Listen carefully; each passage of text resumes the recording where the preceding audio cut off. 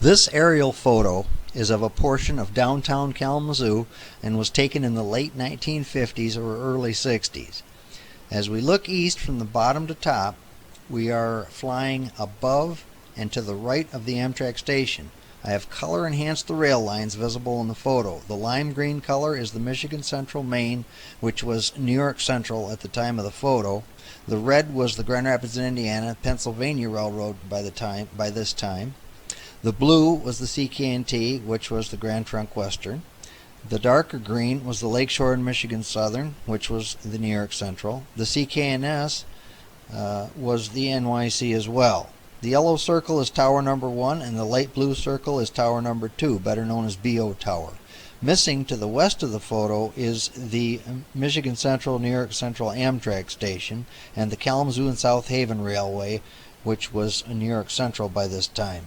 I have included the photo without the color enhancement as well. A lot of rail fans don't realize there was another interlocking tower in Kalamazoo, and it was built before BO Tower. Construction began in 1888 of Tower Number 1. It was built by the Michigan Central Railroad and controlled by the Michigan Central and later the New York Central. It was known on the railroad as Tower Number 1 and later nicknamed Pennsylvania Tower. This photo shows it in the late 1950s or early 1960s. Built on the northwest corner of the Grand Rapids and Indiana Diamond on the Michigan Central Railroad. The GR&I was leased by the Pennsylvania Railroad in 1921, merging with the New York Central in 1968, forming the Penn Central, becoming Conrail in 1976, and was purchased by the Norfolk Southern in 1999. Grand Elk took over freight operation in 2009. In this photo, we see Tower Number 1 in the foreground and BO Tower in the near distance. We see a young train operator, Bill Pontius, standing at the doorway of the tower, as I know his favorite car was that '57 Ford.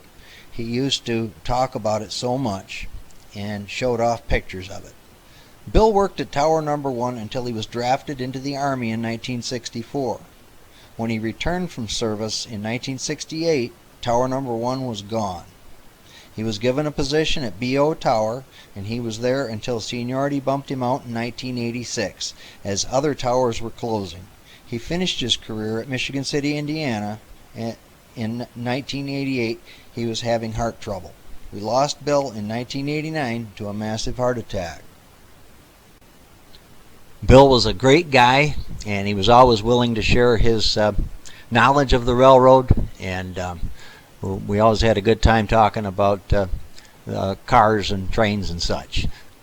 If anyone knows who took this picture, or if there's any others like it or to go with it, I would sure like to know. Thanks.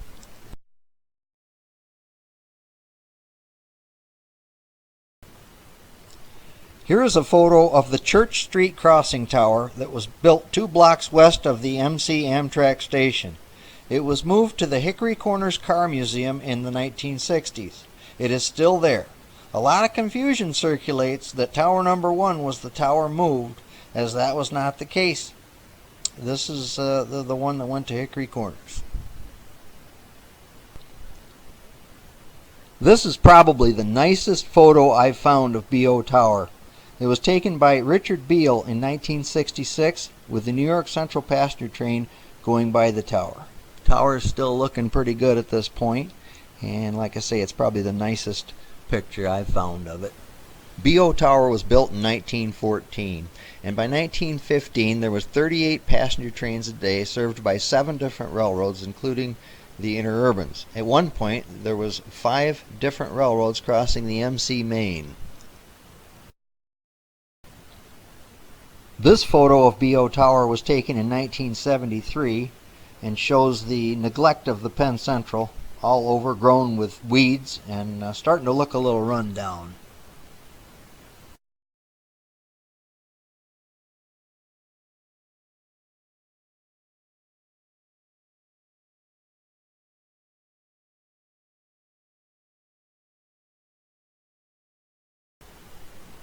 I started visiting the tower about the time this picture was taken in or around 1976, And yes, that's Bill Pontius standing on the deck checking out the new Amtrak turboliner.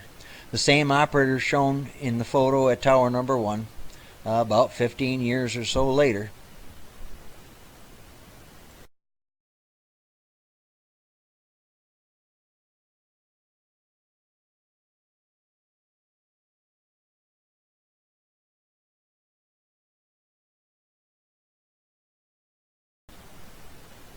This 1977 picture shows train operator Joe Voracek on the ground giving train orders to the new Amtrak-equipped train. Once again, the condition of the tower is looking a little rough.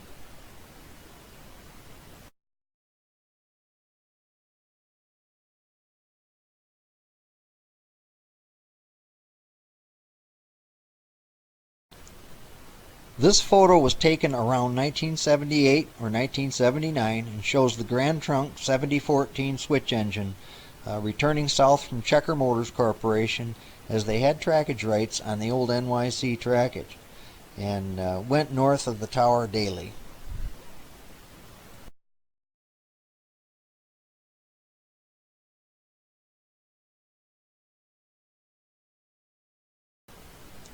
This photo was around 1979 or 1980, and it's kind of a rare move for the Grand Trunk. That's the 7014 engine again, but the NYC trackage was out of service, so they had to take another route. The CKNSY there in front of the tower would take you to about the same place, to North Yard, and connect up with their trackage up there.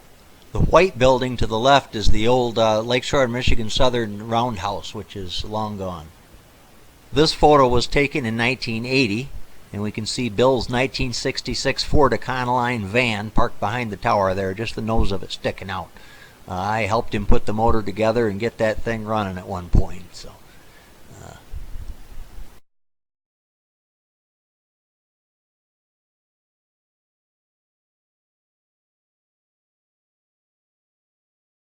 here's a picture of Bill sitting at his desk in December of 1979. These next few photos were taken actually by Charlie Whip in the mid to late 1980s. We got Walt Wilson explaining the board there, and as well as we've got a few other photos here of the inside of the tower. That's Walt Wilson, by the way, the operator from Nichols Tower at Battle Creek that actually bumped into BO in the mid to late 1980s. And here's another view of the inside of the tower showing the levers, and I believe that's Walt over by the desk. I always got a kick out of those pink window shades they had in there for a while. I believe they're in my 1991 video as well. And then we have another photo coming up here of the inside, which is the desk area right there. And I may make another video at some point explaining what all those little contraptions and boxes and different things did in there, but that'll have to be another video in the future.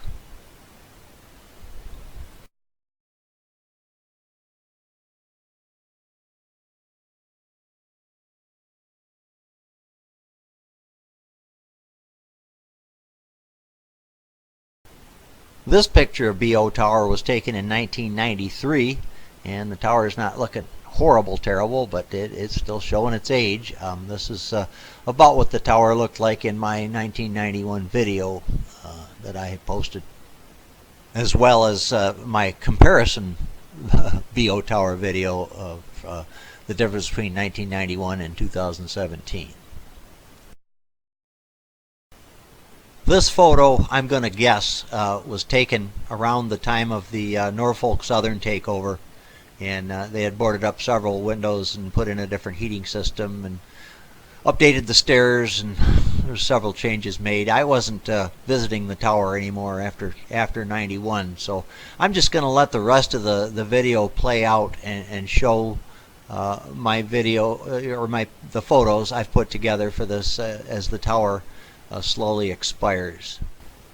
Thanks for watching this, and I hope to make another future presentation on the workings of BO Tower.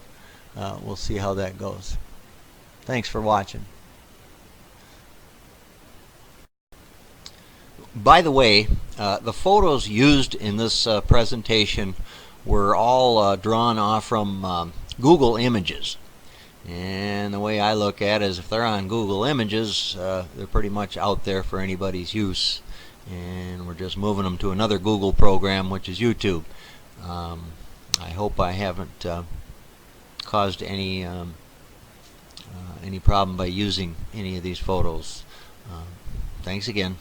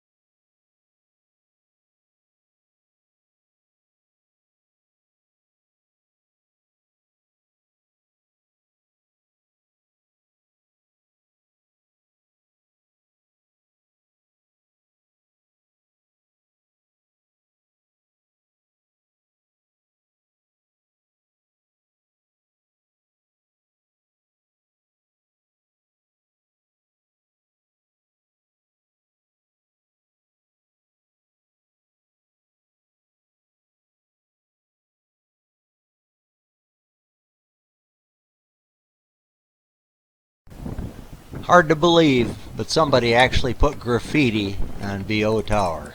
It's just like the trains, it has graffiti.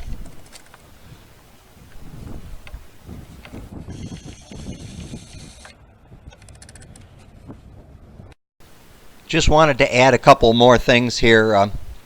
If you Google the term working at BO Tower, there's a really nice article about what it was like to work at BO Tower in the late 1950s and early 1960s. And another nice article out there, if you Google MichiganRailroads.com, the Kalamazoo 7, there's a nice article about all the railroad buildings in Kalamazoo as of 1979. Very good articles. You might want to check it out. Thanks.